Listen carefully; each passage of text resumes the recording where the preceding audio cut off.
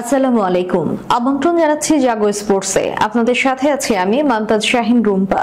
শুরুতেই জানিয়ে দিব আপডেটগুলো। বলির পাঠা বানানো হচ্ছে তাসকিনকে, এবার ঘুম কাণ্ড নিয়ে বোমা ফাটালেন তাসকিন আহমেদ। ঘুম কাণ্ডে তাসকিনকে ফাঁসানোর চেষ্টা করলেন কি সাকিব আল হাসান। ব্যর্থ বিশ্বকাপ শেষে বিদেশি লিগে পাকিস্তানের 12 তারকা। বিশ্বকাপ জিতে পিচের মাটি খেয়েছিলেন রোহিত, কেন? কারণ জানালেন বিশ্বজয়ী ভারত অধিনায়ক নিজেই। মিলারের ক্যাচ নিতে দড়িতে পা লাগেনি, দাবি সূর্যকুমারের। শুনছিলেন শিরোনাম, এবারে বিস্তারিত। বলির পাঠা বানানো হচ্ছে তাসকিনকে, এবার ঘুমকাণ্ড নিয়ে বোমা ফাটিয়েছেন তাসকিন আহমেদ। অ্যান্টিকাই টি-20 বিশ্বকাপের সুপার 8-এ ভারতের বিপক্ষে তাসকিন আহমেদকে একাদশে না রাখা আর টস জিতে ফিল্ডিং নেওয়ার প্রশ্নবিদ্ধ ছিল বাংলাদেশ টিম ম্যানেজমেন্টের সিদ্ধান্ত। দুদিন ধরে আবার আলোচনায় তাসকিন। ভারতের বিপক্ষে ম্যাচটি শুরু হয়েছিল স্থানীয় সময় 10:30টায়। ম্যাচের আগে তাসকিন ঘুম থেকে উঠতে দেরি করেছেন, টিম বাস মিস করে মাঠে পৌঁছেছেন দেরিতে।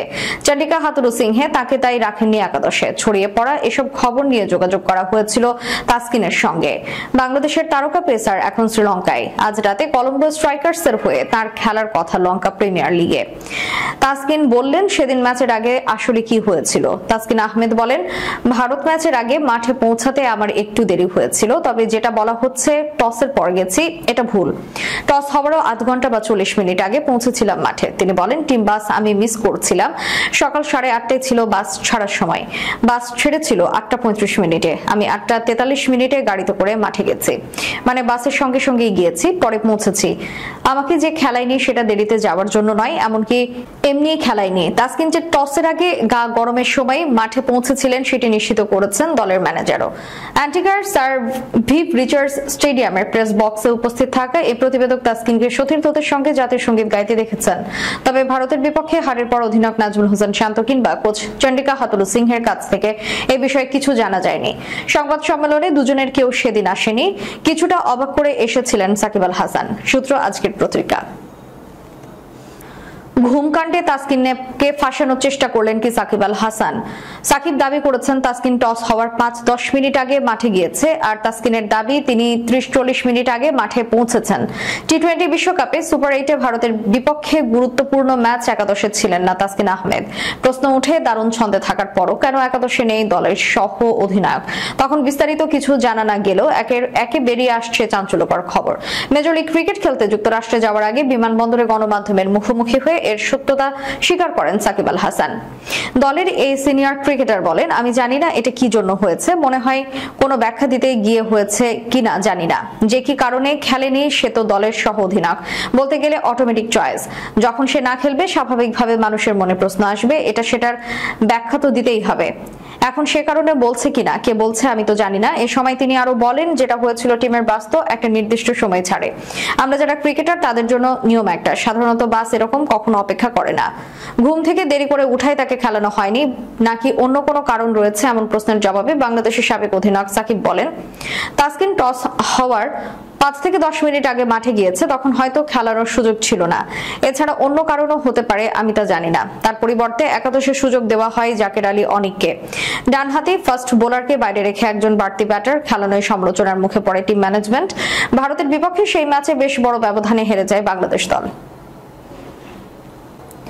ব্যর্থ বিশ্বকাপ অভিযান শেষে নতুন করে ক্রিকেটে ফিরেছেন বাবর আজমরা। তবে জাতীয় দল নয়, আপাতত পাকিস্তানি ক্রিকেটারদের ব্যস্ততা বিদেশি ফ্র্যাঞ্চাইজি টুর্নামেন্টে। চলতি জুলাই শ্রীলঙ্কা, যুক্তরাষ্ট্র ও কানাডার 3টি টি-20 টুর্নামেন্ট চলবে। এছাড়া আগে থেকেই চলছে কাউন্টি ক্রিকেট, ক্যারিবীয় লিগ শুরু হবে আগস্টে। এসব টুর্নামেন্টে অংশ নিতে সব মিলিয়ে পাকিস্তানের 12 ক্রিকেটারকে এনওসি দিয়েছে পিসিবি। এদিকে আগামী মাসের শেষ নাগাদ শুরু হবে সদ্য সমাপ্ত বিশ্বকাপের আয়োজক ওয়েস্ট ইন্ডিজের ক্যারিবিয়ান প্রিমিয়ার লিগ। 29 আগস্ট শুরু হয়ে সিপিএল চলবে 6 অক্টোবর পর্যন্ত। সেখানে খেলবেন পাকিস্তানের বিধ্বংসী ব্যাটার ফখর জামান। বাঁহাতি পেসার মোহাম্মদ আমিরকে এনওসি দেওয়া হয়েছে ইংল্যান্ডের কাউন্টি ক্রিকেটে খেলার জন্য। 4 জুলাই থেকে 20 জুলাই পর্যন্ত তিনি ছাড়পত্র পেয়েছেন, যেখানে আগে থেকেই খেলছেন হাসান আলী ও শান মাসুদরা।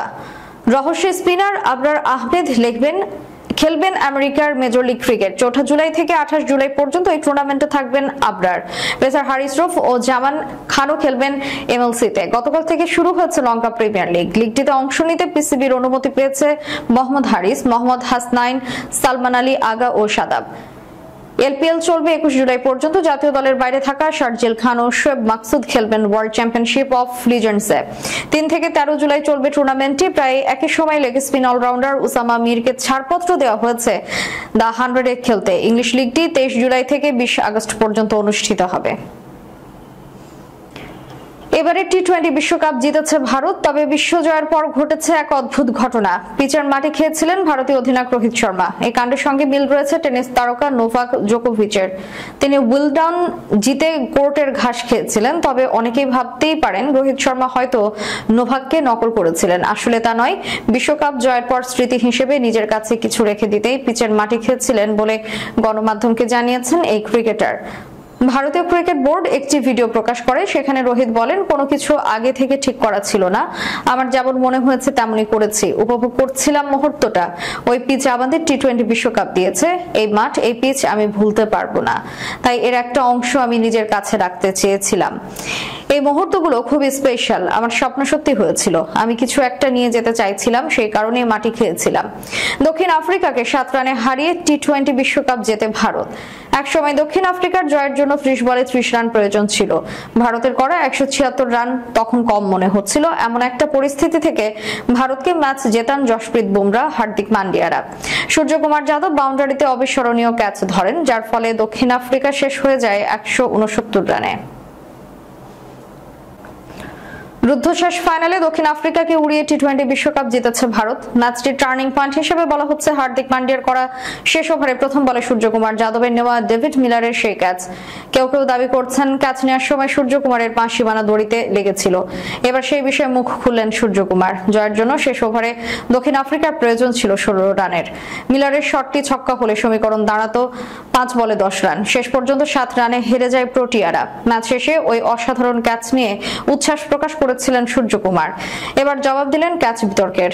ইন্ডিয়ান এক্সপ্রেসকে দেওয়া সাক্ষাৎকারে সূর্যকুমার বলেছেন, রোহিত ভাই সাধারণত লং অনে ফিল্ডিং করেন না, কিন্তু সেই সময় তিনি সেখানে ছিলেন, তাই বলটি যখন আসছিল আমি 1 সেকেন্ডের জন্য তার দিকে তাকাই, তিনিও আমার দিকে তাকিয়েছিলেন। আমি দৌড়াতে শুরু করি, লক্ষ্য ছিল ক্যাচটি নেওয়ার।